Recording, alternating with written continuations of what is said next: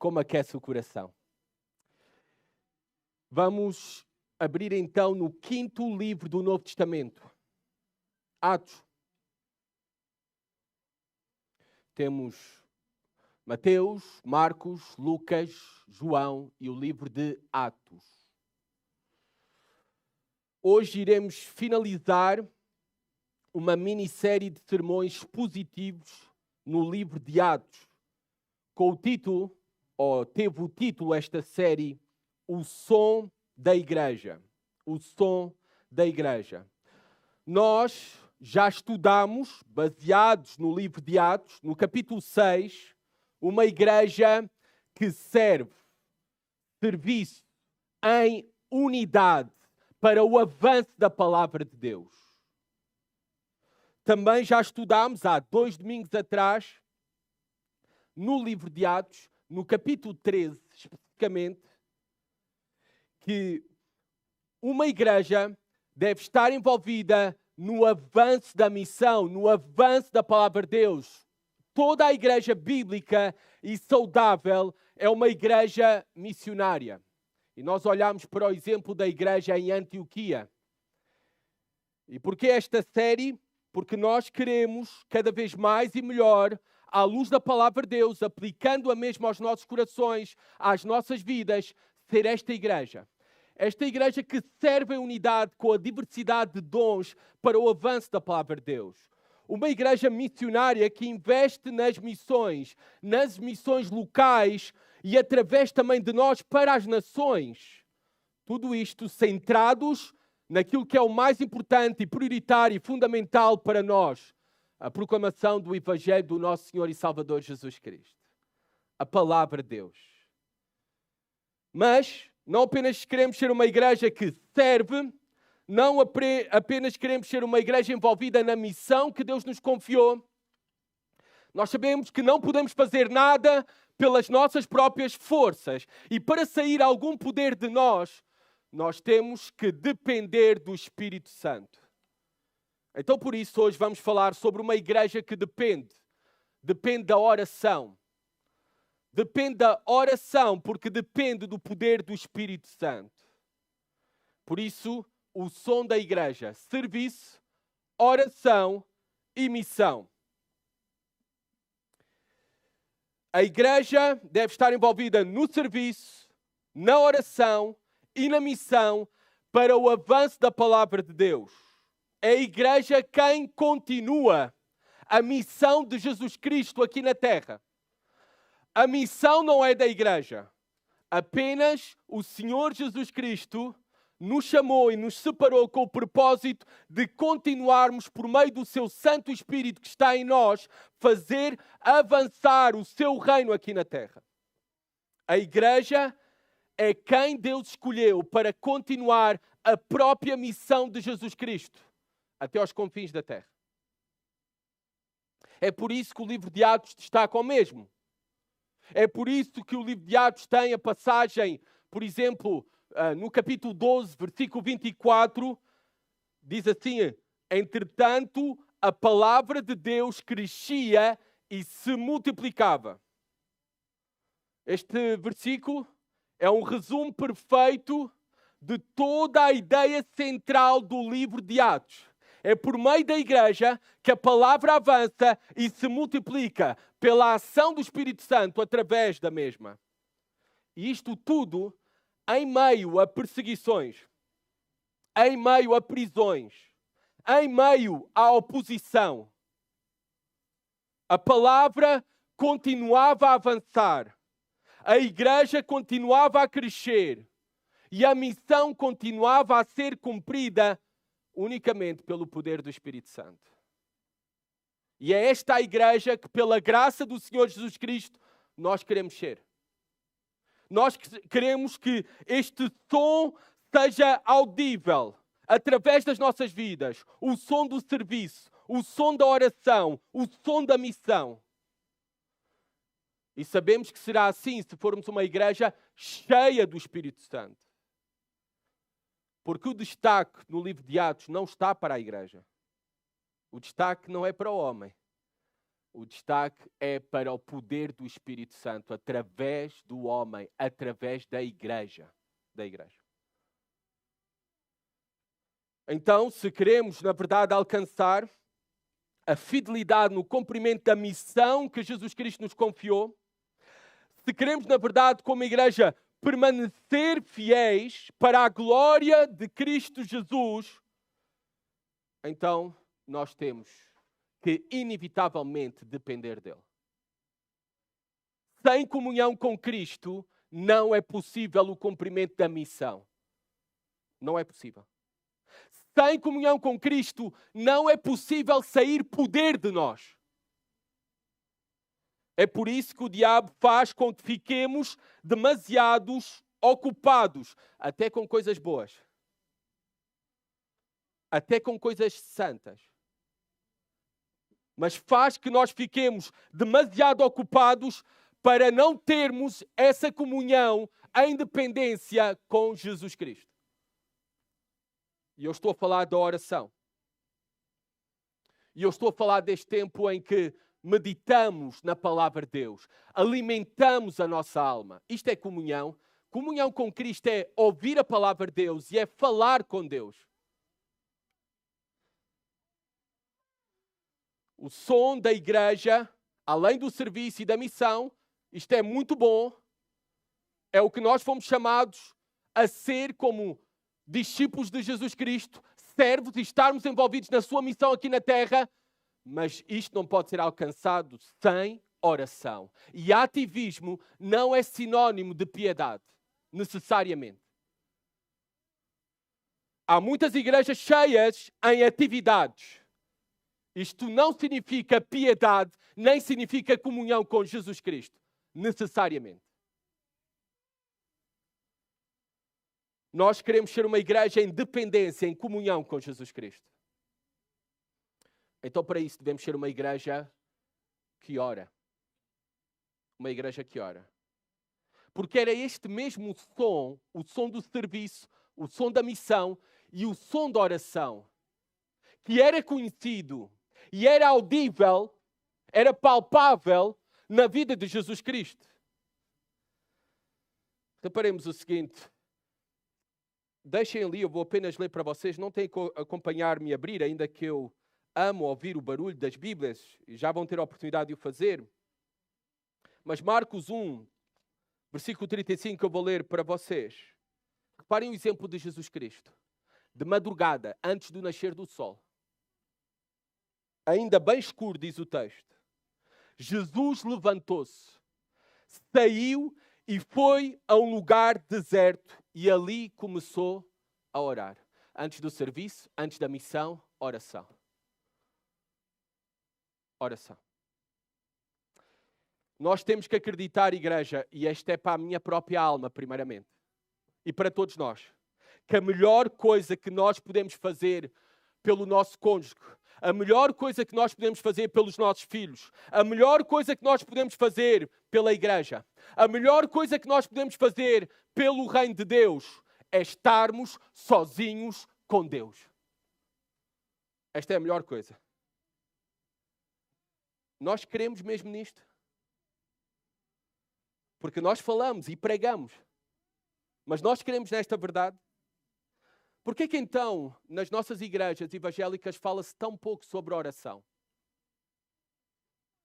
Porquê que há tão poucos sermões e livros escritos sobre oração? Quando é que foi a última vez que tu participaste numa conferência bíblica sobre ensinar como orar?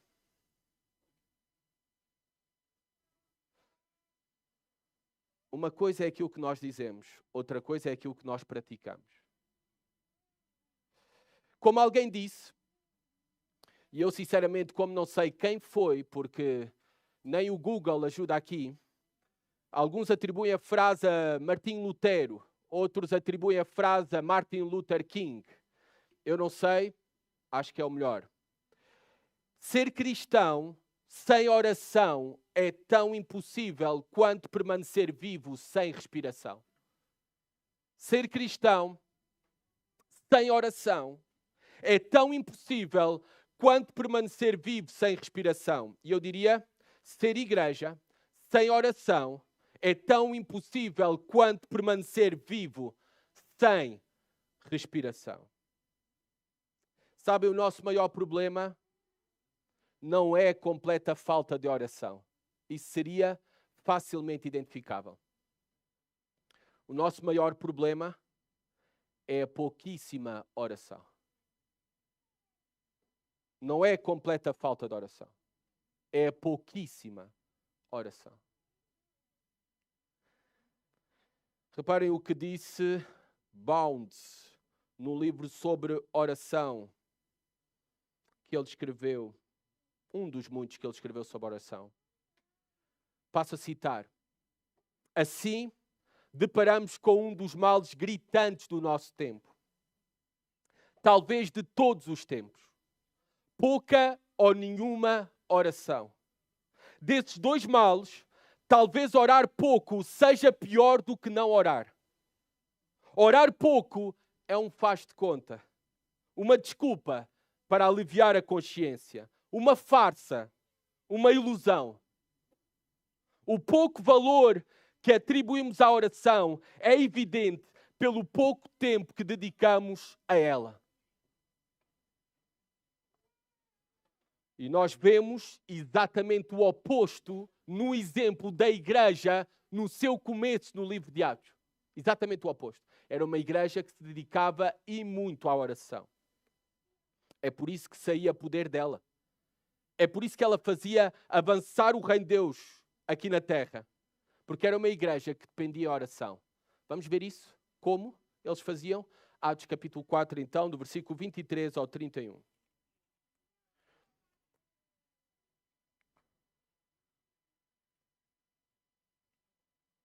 Amados irmãos e visitas, se vocês estão em condições, por favor, coloquem-se em pé para ler a palavra de Deus.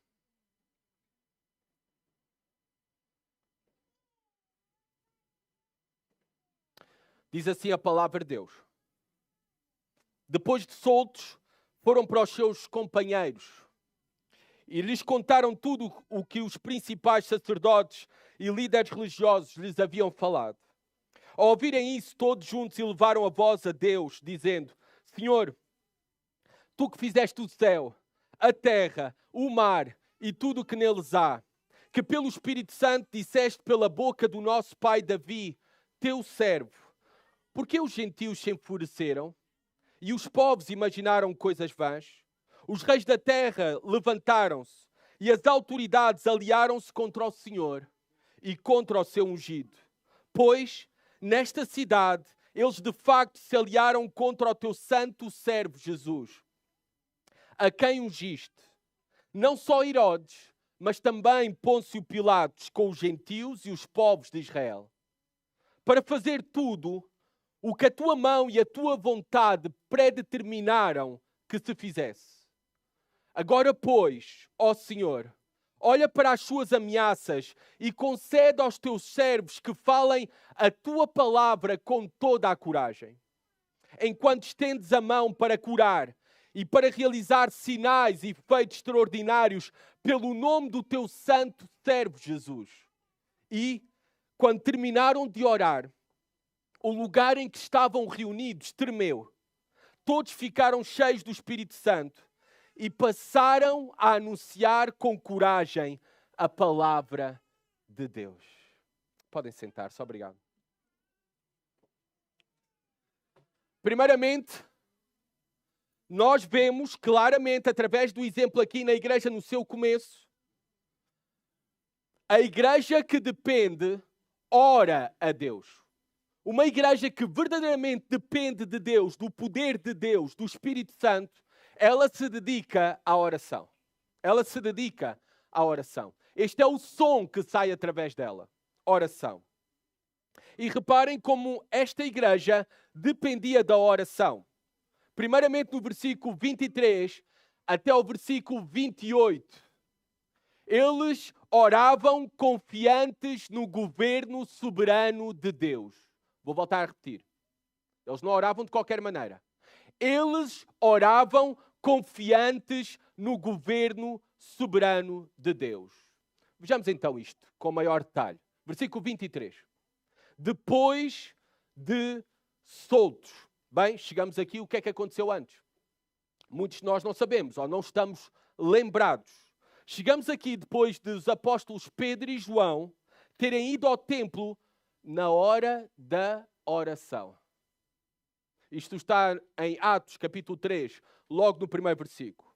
E ali no templo, na hora da oração, eles curaram um homem aleijado de nascença. Vocês lembram-se dessas famosas palavras do apóstolo Pedro? Eu não tenho ouro nem prata, mas o que eu tenho te dou. Levanta-te em nome de Jesus de Nazaré. E este homem foi curado. Depois Pedro, aproveitando, obviamente, depois deste grande sinal, deste grande milagre, as multidões que estavam ali correram para os apóstolos, para Pedro e para João. E Pedro, aproveitando a admiração do povo, o que é que ele fez? Não fez mais curas. Ele aproveitou para pregar o Evangelho de Jesus Cristo. Porque o propósito dos sinais e milagres é exaltar a palavra de Cristo, é autenticar a palavra de Cristo, a mensagem dos apóstolos, porque essa é a maior necessidade de todos os homens, é a salvação da sua alma. A cura terrena dura apenas umas décadas, talvez 80 anos, 90 anos como máximo, mas a cura da alma é eterna. Então Pedro e João, quando a multidão veio até eles, não realizaram mais milagres. Aproveitaram, porque foi para isso que Deus concedeu este milagre e sinal, para lhes pregar o Evangelho de Jesus Cristo. Apontar para Cristo.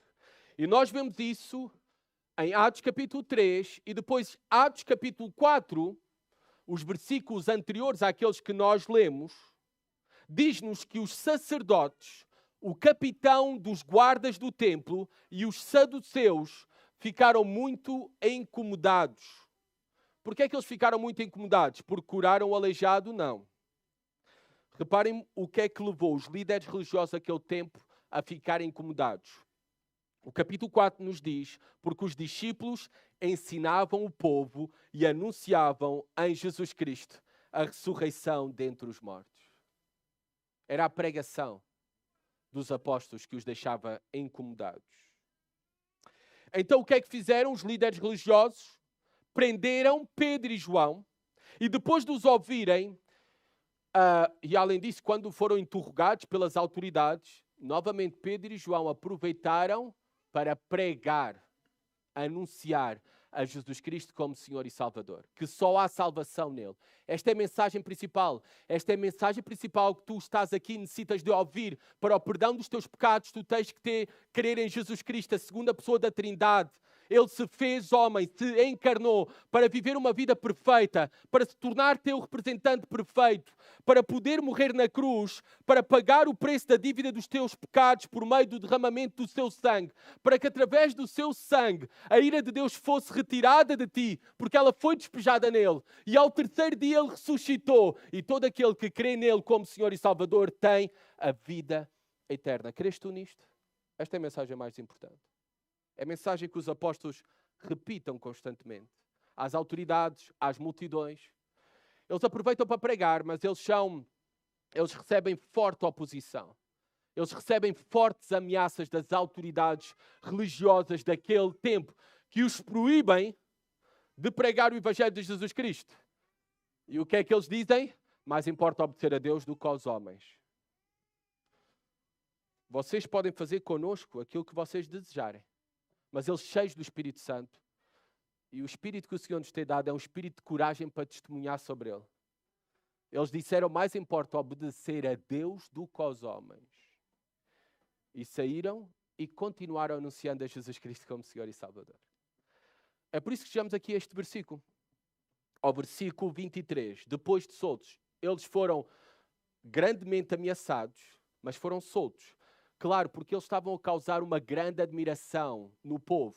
E as autoridades tinham receio que o povo se virasse contra eles. Por isso é que os soltaram. Não é porque quiseram ser bonzinhos, tá bom? Soltaram e reparem, eles foram para os seus companheiros. Em algumas traduções está parentes. O sentido é único de pertença. Está a falar dos discípulos, está a falar da igreja. Amados irmãos, nós devemos sentir na igreja, este é o meu povo, esta é a minha família, este é o meu lugar. É aqui que eu quero estar. É isto que nós devemos sentir. Tal como os apóstolos. E reparem por favor, versículo 23, a continuação. E lhes contaram tudo o que os principais sacerdotes e líderes religiosos lhes haviam falado. Tudo, resumindo, no versículo 18 do capítulo 4. Reparem, e chamando-os, ordenaram-lhes expressamente que não falassem nem ensinassem em nome de Jesus. Foi isto. O que é que eles fizeram? A primeira coisa que fizeram, versículo 24, reparemos, ao ouvirem isso, todos juntos elevaram a voz a Deus. O que foi o primeiro que fizeram? Oraram. Correram para Deus. É isto que nós devemos fazer em momentos de necessidade. Em momentos que sentimos tentação ou medo, independentemente de qual seja. Inclusive nós, igreja, que vivemos dias perigosos no meio de uma geração corrompida e perversa, o cancelamento do cristianismo. O que devemos dedicar-nos a fazer é o mesmo que a igreja fez desde o início. Orar. Orar. A nossa arma é a oração. A nossa arma é a oração. A nossa confiança está em Deus, não está em nenhum líder político. Nós só temos um Messias e esse Messias não é César. Esse Messias é Jesus Cristo. Jesus Cristo. Não nenhum César desta vida. Todos juntos elevaram a voz a Deus. De maneira unânime oraram. Foi uma oração congregacional. A congregação orou. Os que estavam ali reunidos oraram juntos. A oração congregacional é como uma só voz quando o fazemos na mesma fé, quando o fazemos no mesmo propósito e quando o fazemos no mesmo espírito. É uma só voz. E eu sei que vocês já se dedicaram à oração neste culto porque eu vinha a assistir à transmissão online enquanto vinha a caminho, ou de caminho, da Missão Batista na Venda do Pinheiro. É por isso que nós concluímos as nossas orações com Amém. Vocês sabem o que é que significa Amém? Amém é uma palavra de origem hebraica. Que significa o seguinte: assim seja, ou verdadeiramente, ou é certo, é seguro aquilo que está a ser orado, ou eu concordo. Então, a ideia fundamental desta palavra, quando nós usamos, está relacionada com firmeza, com certeza, com confiança. Quando dizemos amém no final de uma oração, não estamos simplesmente a dizer que terminamos a oração. Não. Nós estamos a afirmar, assim seja, concordo com esta oração e confio que Deus é fiel e verdadeiro para a cumprir. Isto significa amém. Então, igreja, sabendo isso, olhando para este exemplo, nós devemos orar mais e melhor nos nossos encontros. Eu digo orar melhor, não basta orar mais. Não basta orar mais, há que orar melhor. O que é oração? É importante entendermos isso. E eu sei que sai um pouco da ênfase que Lucas quer dar. Lucas não está aqui preocupado a explicar o que é oração. Mas eu sinto que há muita confusão. Que nós não sabemos o que é oração. E eu sinto porque há inúmeras indefinições de oração. E elas nem sempre são corretas. E nós cremos nelas. Estas indefinições de oração eu retirei do livro Oração do Ministério 9 Marcas. Eu não sei se já está em português, eu creio que sim. É um pequeno livro, como eles têm várias séries, sobre oração. Eu retirei daí. Reparem algumas definições de oração, que nós usamos também. Orar é falar com Deus. Então nós dizemos, simplesmente, fala com Deus como falarias com o teu melhor amigo. Não é necessário aprender a falar com Deus, apenas fala. Isto é verdade? Porque é que Jesus Cristo ensinou os discípulos a orar? Continuemos. Orar outra definição de oração. Orar é pedir algo a Deus. E por isso é que muitos no meio evangélico dizem isso. Orar é pedir algo a Deus e tratam a oração como um decreto, como uma exigência de que Deus faça o que queremos que Ele faça. Ou seja, que Ele é o nosso... a pessoa que está a orar, peço desculpa. Nós queremos que Deus seja o nosso gênio da lâmpada para conceder os nossos desejos. E mais, até lutamos com Deus até que Ele nos dê aquilo que desejamos. E até dizemos, se Deus não responde às nossas orações, então Deus está a dificultar as coisas com o intuito de ver o quanto queremos aquilo porque oramos. E o que temos de fazer é exigir o que queremos dele. Precisamos mencionar o que queremos e precisamos reivindicar isso. Será assim? O que eu vejo que Jesus Cristo nos ensinou a orar é: seja feita a tua vontade. Mas nós entendemos a oração como um cumprimento dos nossos desejos, da nossa vontade. Mas orar é alinhar a nossa vontade com a de Deus. Ou seja, o que é que queremos dizer com isso? Orar não diz respeito a obter algo de Deus, nem a fazer que Ele haja. Ele sabe tudo o que tu precisas e já decidiu se te vai dar isso ou não. Oração, na verdade, só diz respeito ao alinhamento da tua vontade com a dele. Oração diz mais respeito sobre ti do que de Deus. A oração, o foco da oração não somos nós. O foco da nossa oração é Deus. Não somos nós. E nós temos uma ideia de uma mistura de todas estas ideias sobre oração. E nós não nos podemos contentar com uma definição qualquer de oração. Nós precisamos da correta definição de oração. Porquê? Porque a interpretação errada sobre o que é oração, inevitavelmente, vai nos conduzir a uma aplicação errada. Oramos mal. Porque entendemos mal o que é oração. É por isso que eu quero que pensemos de uma maneira simples e quero deixar isto mais simples, usando a definição sobre o que é orar, retirada de um livro de Gary Miller sobre oração. O livro tem o título Clamar o Nome do Senhor, uma teologia bíblica da oração. Uma teologia bíblica da oração. O livro é basicamente uma resposta à pergunta: o que é exatamente a oração?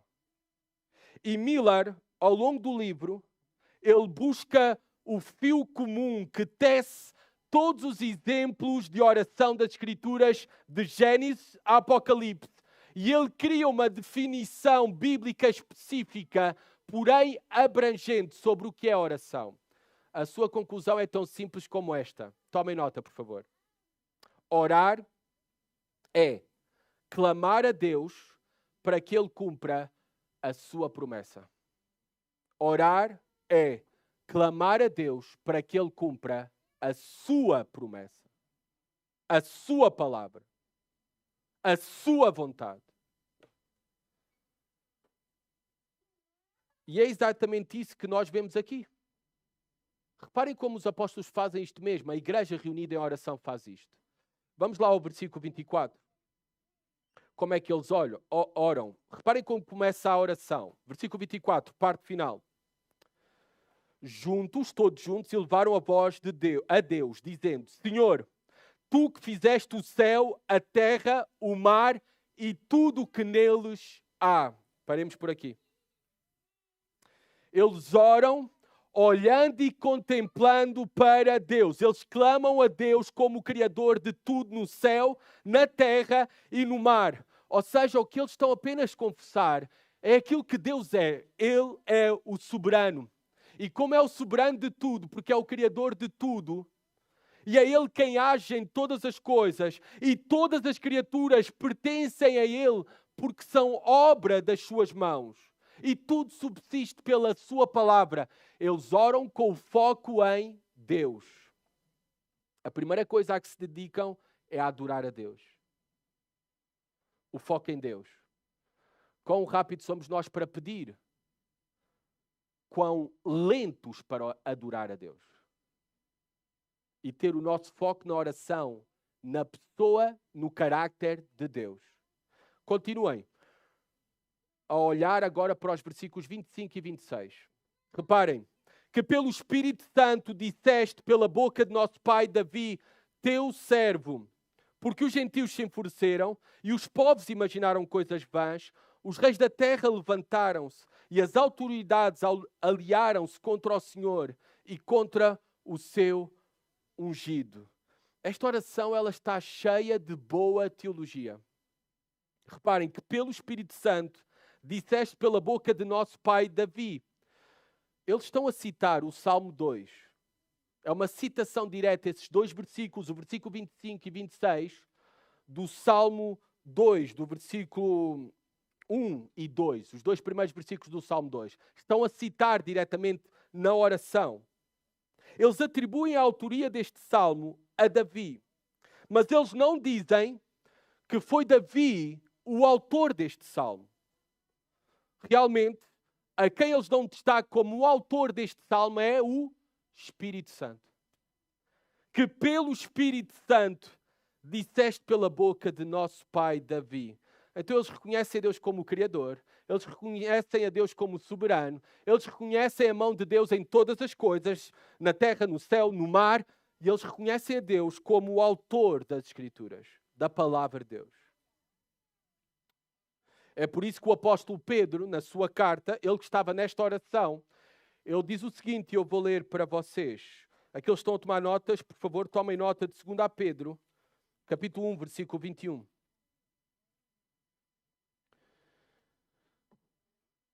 Eu usei este texto recentemente, na semana passada, num acampamento no qual eu fui convidado a pregar. Me pediram para pregar sobre porque é que devemos confiar na Bíblia. E eu usei este texto, o testemunho do próprio apóstolo Pedro. Reparem, sobre as Escrituras. Versículo 21. Por intermédio dele, credes em Deus, que o ressuscitou dentre os mortos e lhe deu glória. De modo... Peço desculpa, o versículo... Estou a ler mal, está bem? 2 Pedro 1, 21. Não é 1 Pedro. Diz assim a palavra de Deus, agora sim.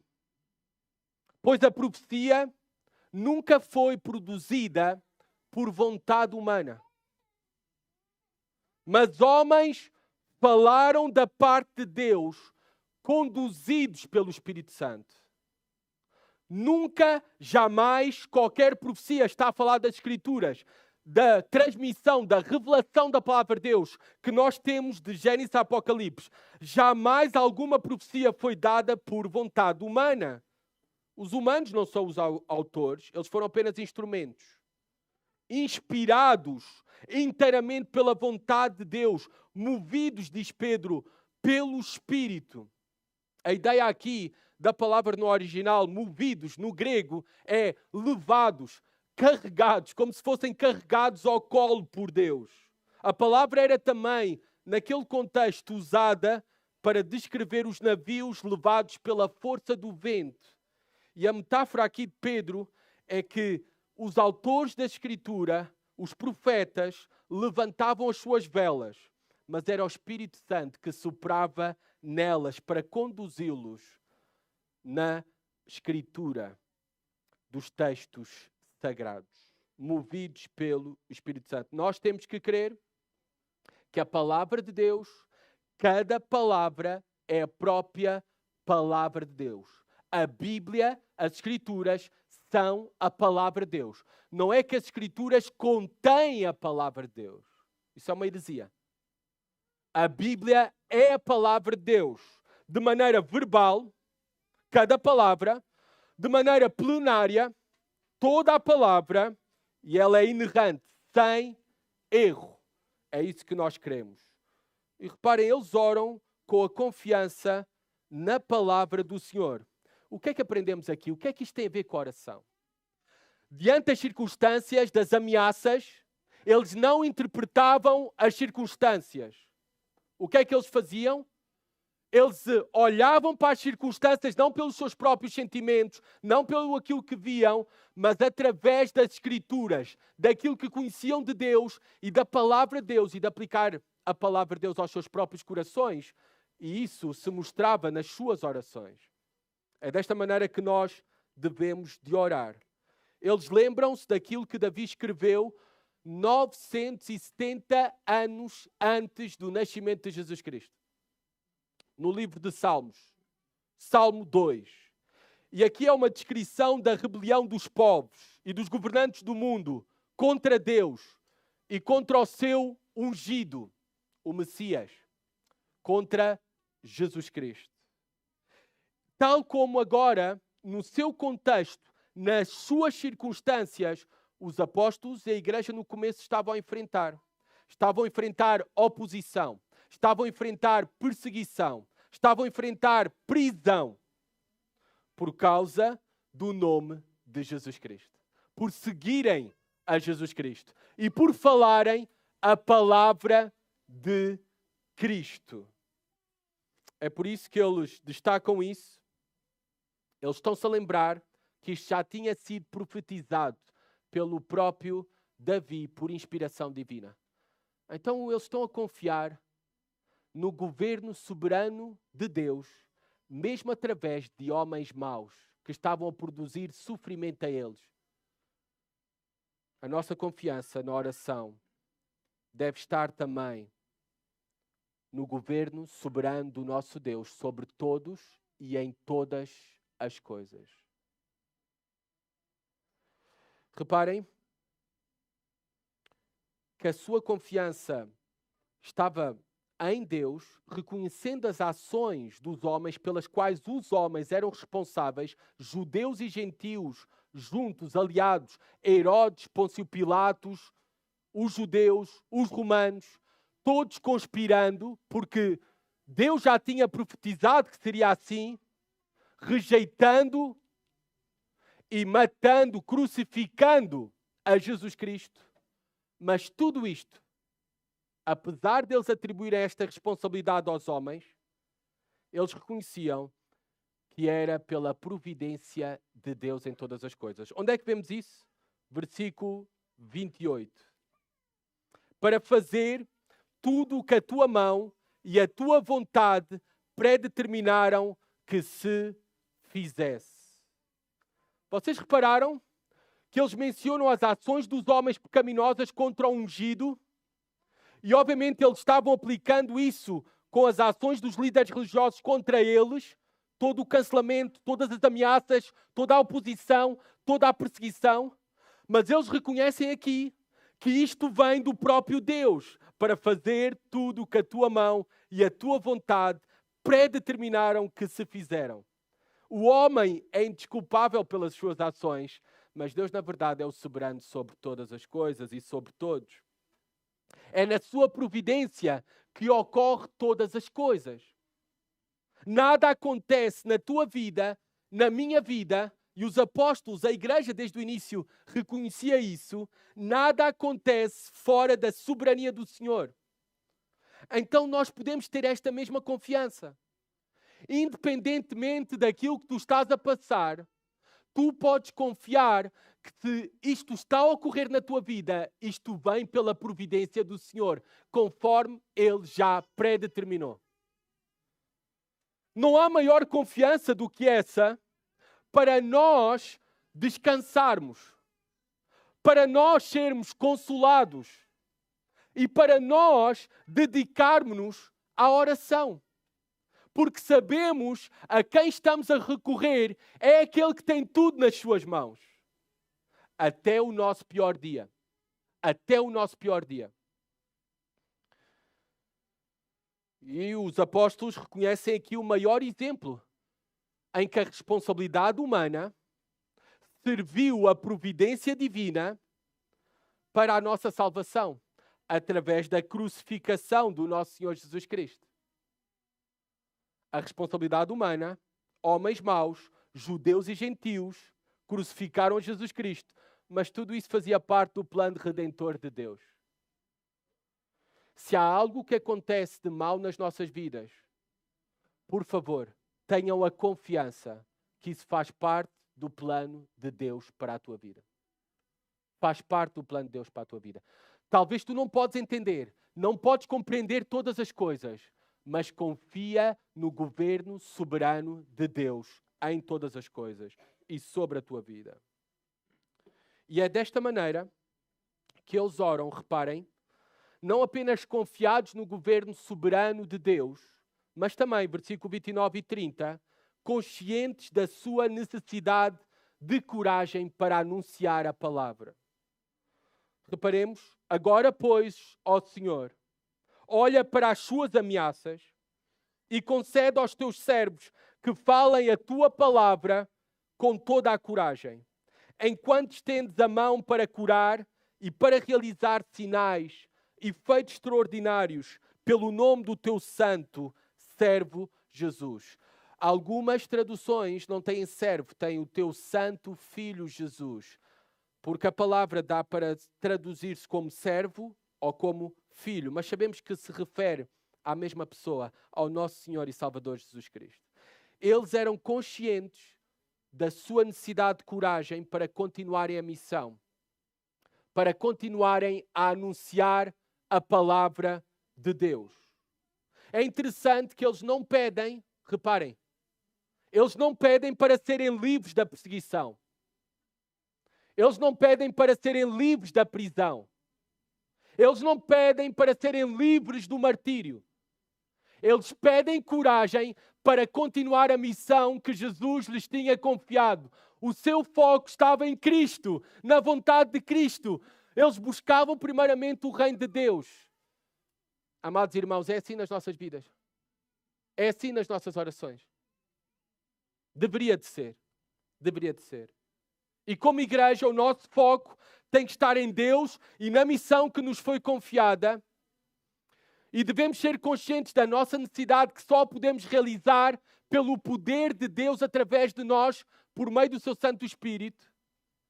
E que dependemos do seu Espírito para termos coragem, ousadia, para fazer avançar a palavra de Deus. E tudo isto na confiança no poder de Deus através de nós. É por isso que eles no versículo 30, eles falam e mencionam enquanto estendes a mão para curar e realizar sinais e feitos extraordinários pelo nome do teu santo Filho Jesus, ó servo Jesus. Feitos extraordinários está a falar de prodígios, está a falar de maravilhas. Isto ocorreu na era apostólica dos verdadeiros apóstolos. Aqueles que viram a Jesus Cristo ressuscitado e foram comissionados pelo próprio Senhor Jesus Cristo. Na era apostólica, no começo da igreja, é isto que vemos no livro de Atos, e principalmente através dos apóstolos unicamente. Há sim outros casos extraordinários, em situações excepcionais, mas os sinais, os milagres, os feitos extraordinários aconteciam por meio dos apóstolos no começo da igreja para autenticar, confirmar a mensagem dos apóstolos. A mensagem das boas novas, das boas notícias sobre quem é Jesus Cristo. E o que ele fez para reconciliar homens e mulheres pecadores com Deus para todo sempre. Por toda uma eternidade. E reparem o que é que acontece quando uma igreja depende de Deus, depende do poder de Deus, ora com esta confiança, descansa no governo soberano de Deus, clama por poder. O que é que acontece? Poder sairá desta igreja. Versículo 31.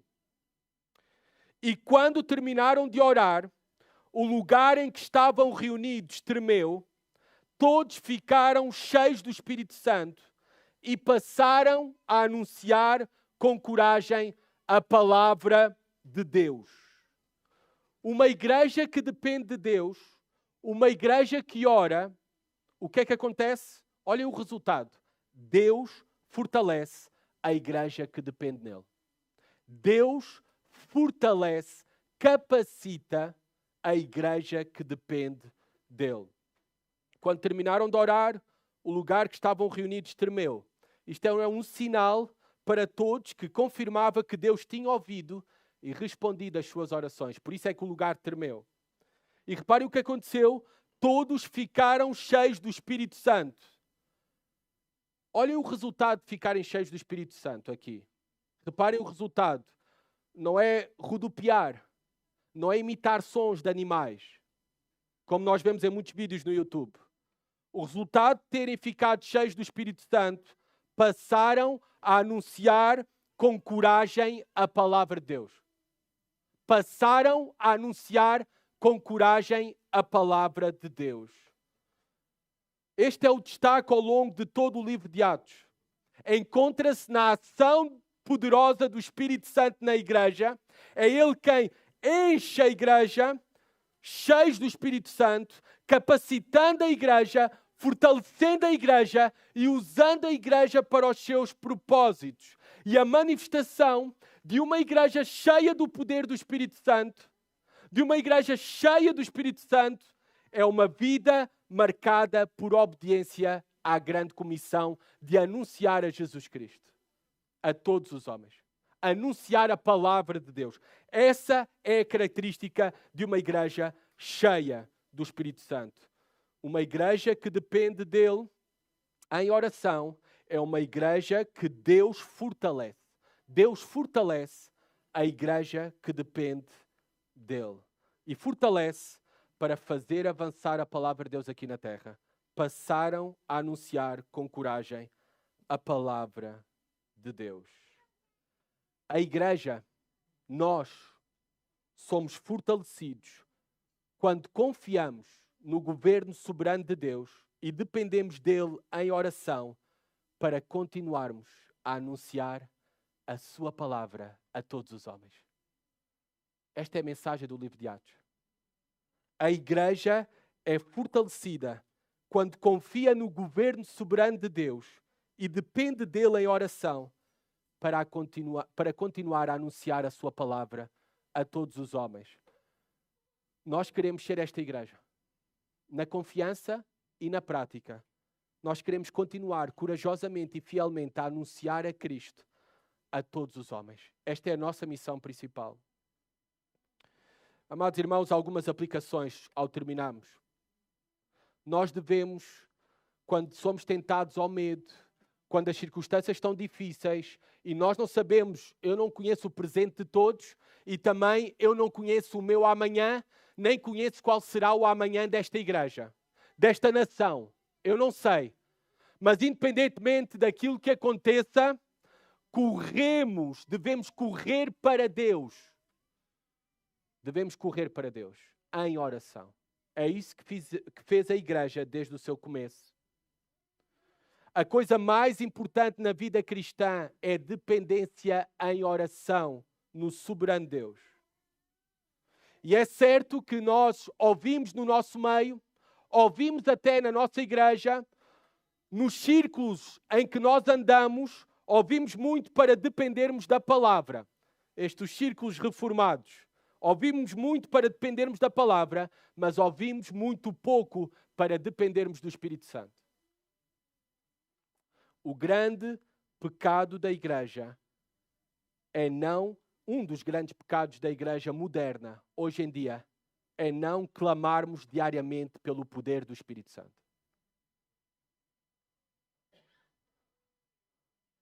Para a nossa igreja crescer na fidelidade a Deus, nós temos de orar como se a nossa vida dependesse disso.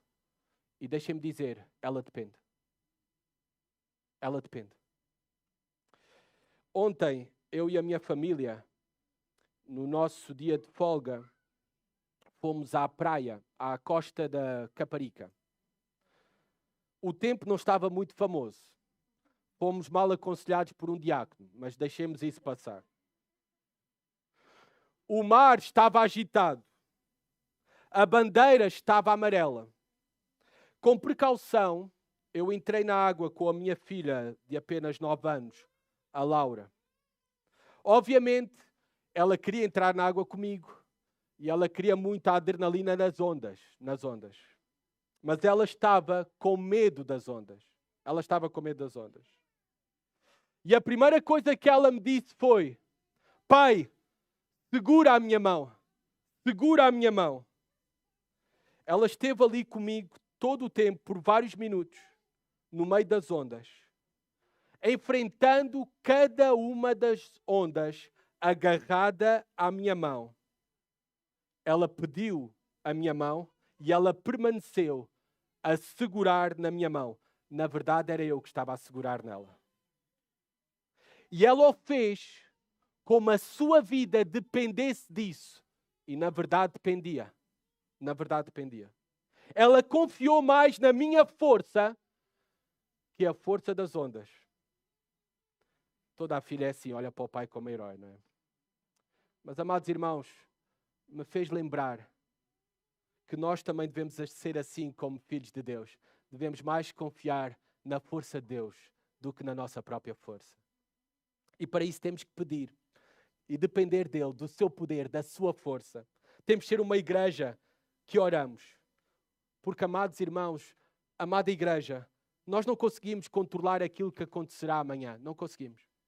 Não conseguimos controlar a oposição, as dificuldades, as respostas das pessoas ou o futuro da nossa igreja. Mas sabemos quem segura tudo nas suas mãos. E como tal, confiantes nele, devemos ser uma igreja que constantemente depende dele em oração. Vamos fazer aquilo que a igreja de Atos fez neste momento para concluir este sermão. Vamos orar. Cada um no lugar onde estiver, se tiveres possibilidade, eu sei que com as cadeiras é difícil, mas se tiveres possibilidade de joelhos, orar, clamar ao Senhor, aplicando esta palavra à tua própria vida, também rogando pela nossa igreja, para que o poder de Deus se manifeste, para que possamos ser uma igreja em que este som seja audível, o som do serviço, o som da oração, o som da missão. E vamos clamar a Ele, confiantes no seu poder, para que Deus nos continue a usar para fazer avançar o seu reino aqui na terra e fazer anunciada a sua palavra a todos os homens.